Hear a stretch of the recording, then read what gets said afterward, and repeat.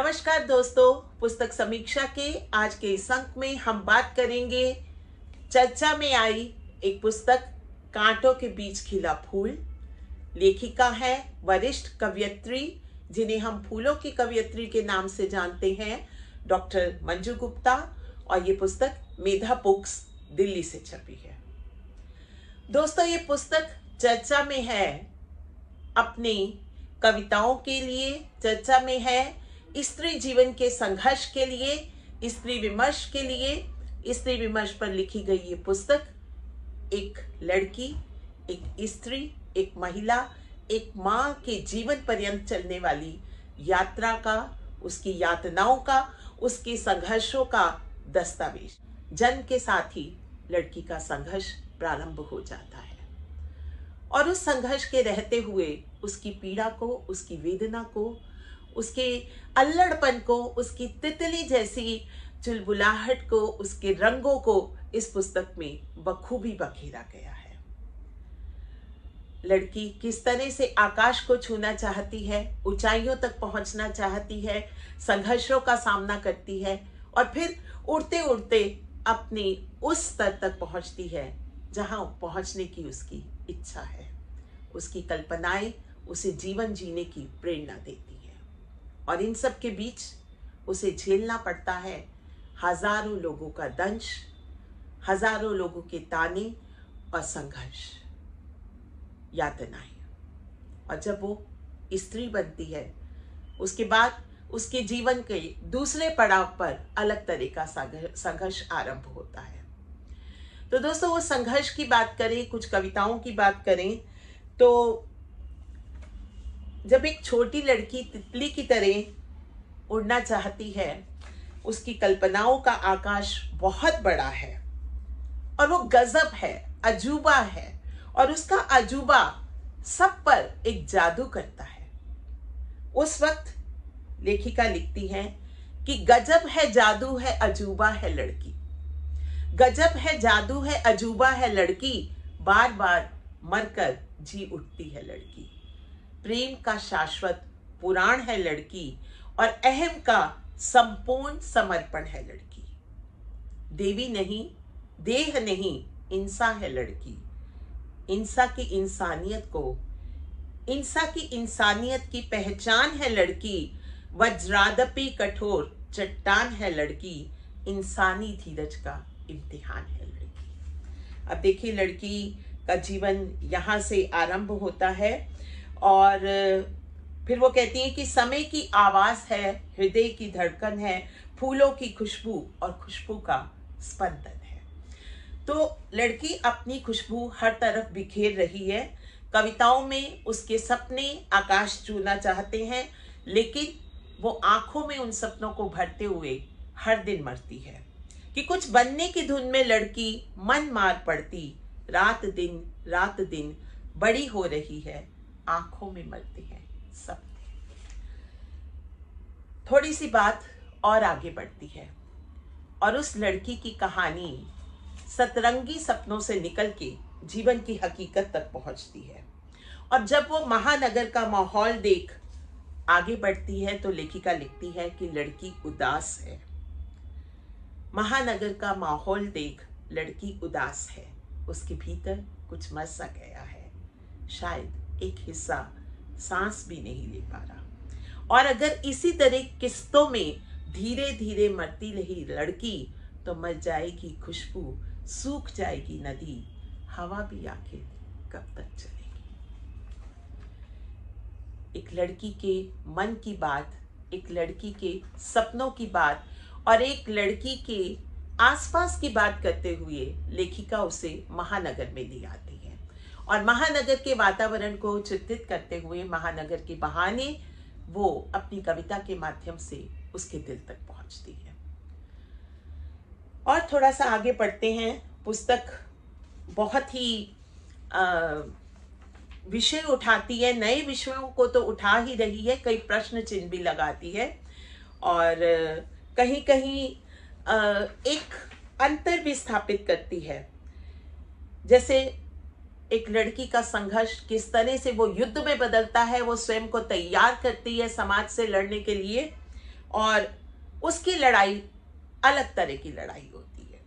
जैसे लड़की की लड़ाई बिल्कुल अलग तरह की होती है, हथियार भी अलग, दुश्मन भी, जन्म के साथ ही शुरू हो जाता है उसका युद्ध।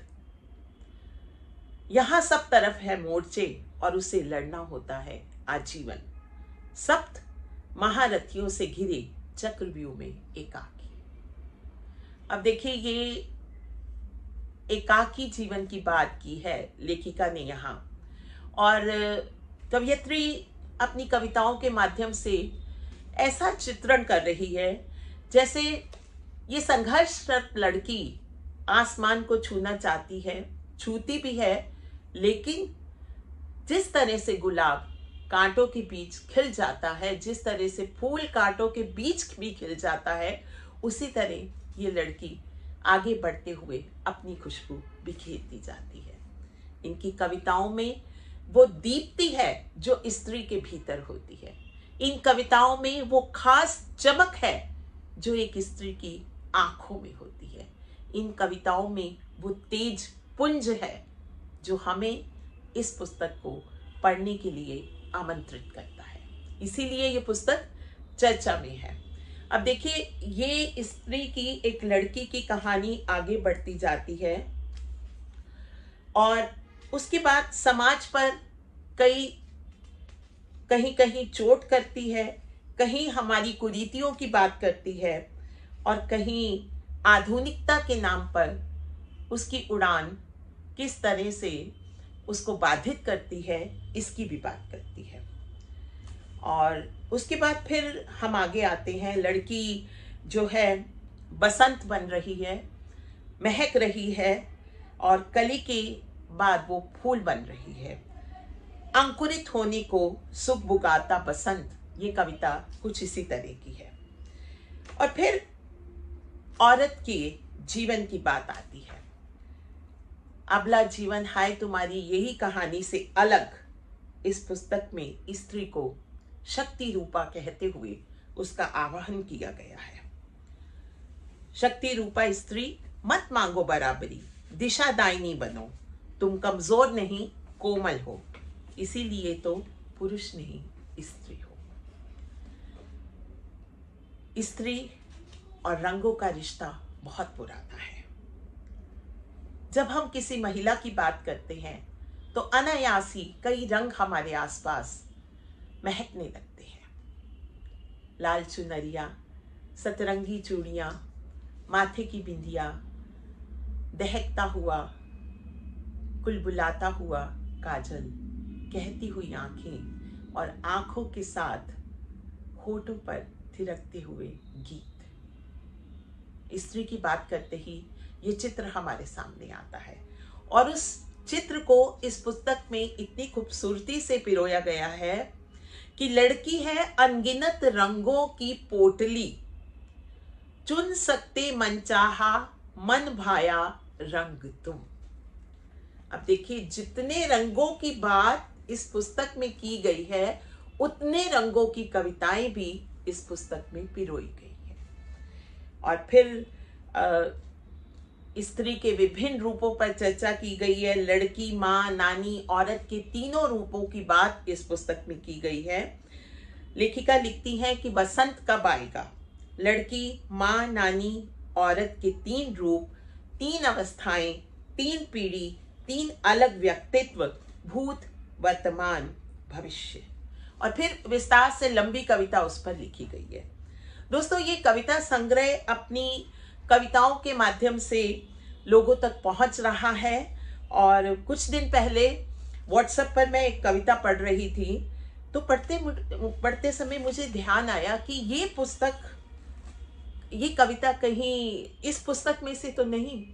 और मैंने खोला इस किताब को तो बीच में मुझे वो कविता मिल गई कि स्त्री तुम कौन हो, क्यों रो रही हो, सिसक सिसक अनवरत, पूरब से पश्चिम, उत्तर से दक्षिण, देश काल की सीमाओं से परे, कौन हो तुम स्त्री। तो सोशल मीडिया पर लोग इस किताब पर चर्चा कर रहे हैं। 21वीं सदी की औरत की बात भी इसमें की गई है और साथ साथ ही स्त्री की मुक्ति की बात भी इसमें की गई है।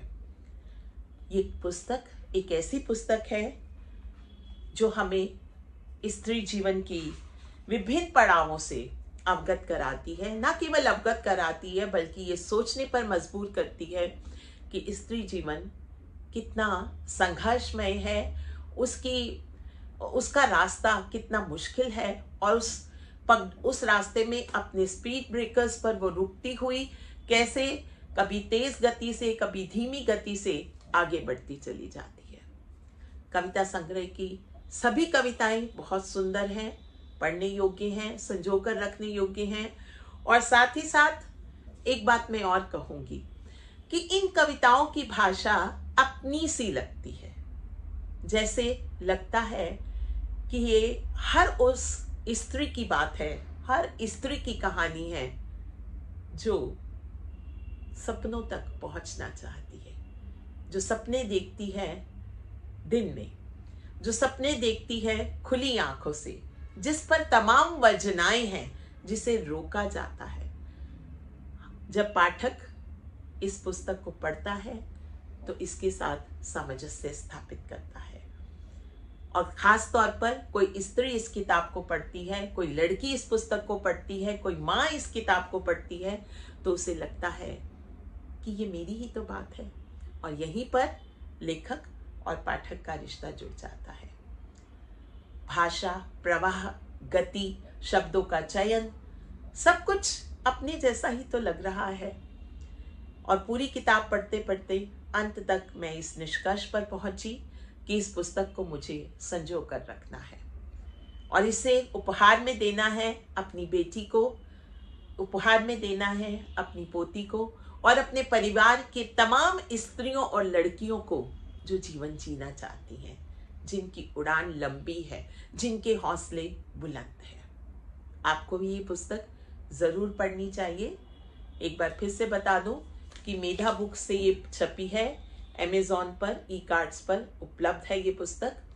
और मैं पुस्तक की लेखिका को इसके लिए बधाई देती हूँ कि इतनी अच्छी किताब इस वर्ष आई और हमें पढ़ने को मिली।